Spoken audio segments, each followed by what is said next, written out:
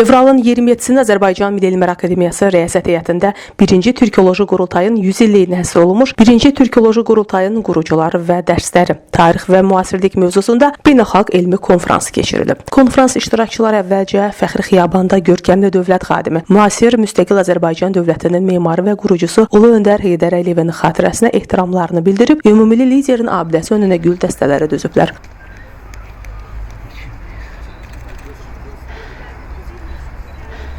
Ulu Öndərin ömür günü yoldaşı, görkəmli oftalmoloq alim, akademik Zərifə xanım Əliyevanın da məzarı üzərinə güllər düzülüb. Tədbir iştirakçıları Şəhidlər Xiyabanında Azərbaycanın suverenliyi və ərazi bütövlüyü uğrunda canlarından keçmiş qəhrəman vətən övladlarının xatirəsini yad edib, məzarları önünə gül dəstələri qoyublar. Konfrans iştirakçıları həmçinin Türk şəhidliyi abidəsini ziyarət edib, bu məzarlıqda uyuyan qəhrəman və fədakar türk qardaşlarımızın əziz xatirəsini anıblar.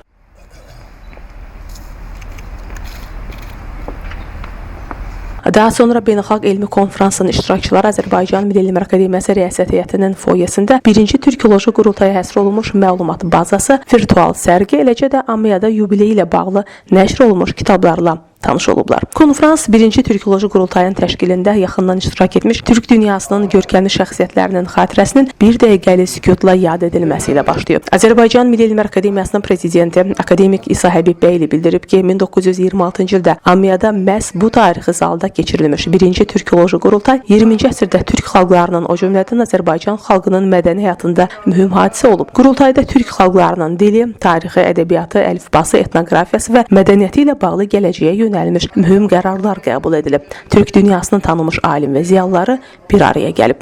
Qurultayın ən böyük tarixi nailiyyətlərindən biri mürəkkəb siyasi şəraitə baxmayaraq Latın qrafikalı ortaq türk əlifbasının qəbul edilməsi olmuşdu deyən Amiya rəhbəri bildirib. Amiya prezidenti qeyd edib ki, 11 sentyabr 2024-cü il tarixində Bakıda Beynəlxalq Türk Akademiyası və Türk Dil Qurumu tərəfindən keçirilmiş Türk Dünyası Ortaq Əlifba Komissiyasının 3-cü iclasında 34 hərfdən ibarət ortaq türk əlifbası üzrə ümumi razılıq əldə edilib. O, konfransda təqdim ediləcək məruzələrin türkologiya elminin inkişafına təkan verəcəyini, elmi əlaqələrin güclənməsinə imkan yaradacağını bildirib. Əldə olunan nəticələrin həm ölkədə, həm də beynəlxalq səviyyədə sülh və qardaşlığın möhkəmlənməsinə töhfə verəcəyinə əminliyini ifadə edib. Sonra çıxış edən Türkiyənin Yunus Emre İnstitutunun prezidenti professor Abdurrahman Ali 1-ci Türkoloji Qurultayı ortaq zəngin keçmişə və qədim irsə malik türk xalqlarının mədəni inteqrasiyasında mərhələ yaratmış mühüm hadisə kimi dəyərləndirib. O, qurultayın vaxtı ilə irəli sürdüyü bir çox ideyaların müasir şəraitdə uğurla gerçəkləşdiyini söyləyib. O, Yunus Emre İnstitutu tərəfindən türkologiyanın sadəcə bir elm sahəsi kimi deyil, tarixi irsi, mədəni qarşılıqlı təsiri,